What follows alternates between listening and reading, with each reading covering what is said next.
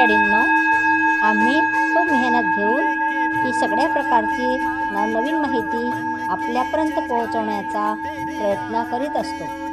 तरी आपण सबस्क्राईब करून, लाईक करून, शेअर करून सहकार्य करावे ही विनंती. मंडळींनो, चैत्र नवरात्र सुरू आहे. आजच्या व्हिडिओमध्ये आपण चैत्र नवरात्रीमधील कन्यापूजन कसे करावे हे आपण पाहूया.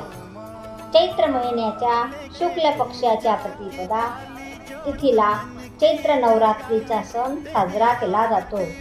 यंदा 22 मार्च 2023 पासून सुरू झाला असून 30 मार्च रोजी चैत्र नवरात्रीची समाप्ती होणार आहे. अशा नवरात्रीच्या 9 दिवसात देवी दुर्गेच्या 9 शक्ती रूपांची पूजा सुरू आहे. नवरात्र जरी 9 दिवसांचे असले तरीही त्यात अष्टमी आणि नवमी हे शेवटचे 2 दिवस अत्यंत महत्त्वाचे मानले जातात. दुर्गा अष्टमी चैत्र शुक्ल अष्टमीला साजरी केली जाते आणि नवमी तिथीला महानवमी साजरी केली जाते. तर आपण पाहूया दुर्गाष्टमी कशी साजरी होईल. यंदा चैत्र नवरात्रीची दुर्गाष्टमी बुधवार 29 मार्च रोजी साजरी केली जाणार आहे.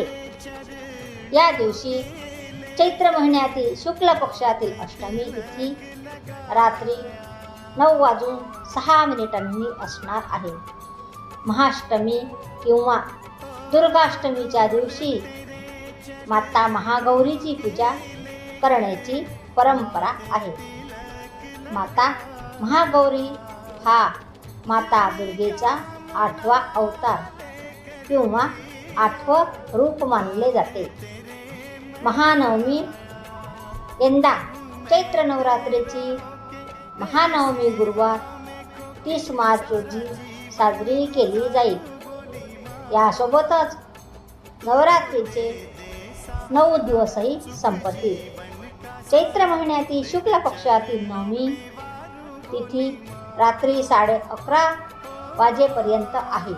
महानवमी किंवा दुर्गानवमीच्या दिवशी माता सिद्धिदात्रीची पूजा केली जाते. ती माता दुर्गेचा 9वा अवतार आहे. नवरात्र अष्टमी किंवा नवमी कोणत्याही दिवशी आपण कन्यापूजन करू शकतो.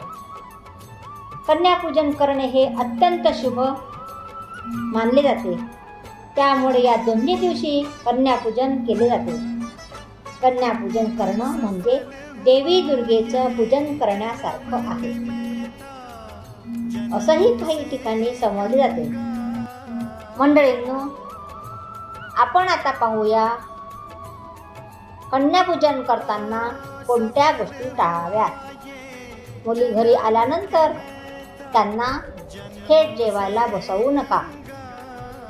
आधी त्यांचे पाय धुवा आणि हळदी कुंकू आणि अक्षता पायावर अर्पण करून त्यावर स्वस्तिक काढावे. त्यानंतर या मुलींना पूर्व दिशेला तोंड करून स्वच्छ आसनावर बसवावे. मुलींना खीर, पुरी, भाजी आणि इतर गोष्टी प्रेमाने वाढाव्यात. मुलींना खायला बळजबरी करू नये.